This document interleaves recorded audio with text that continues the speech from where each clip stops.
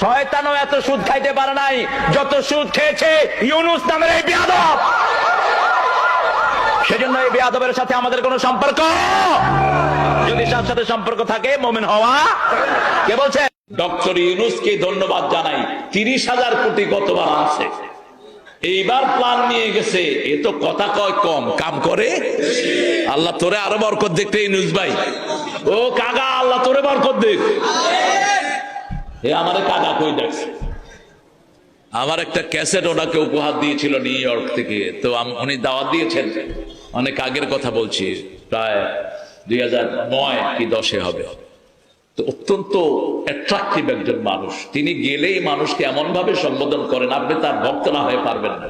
এই সময়ের মধ্যে সবচেয়ে বড় মূর্খ ছিল ডক্টর ইউনূস। জুলাই সনদের 12টা এটাই বাজিয়ে দিয়ে গেছে। নিজে কত শেয়ানা গাবুর, ইসলামের সাথে তার কোনো সম্পর্ক নাই, আগা গোড়া বেনামাজি একটা লোক।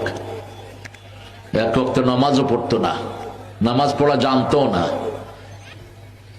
এই ফাজিলটা ইসলামের বিরুদ্ধে সবগুলো রায় দিয়ে গেছে যে কয়দিন ছিল।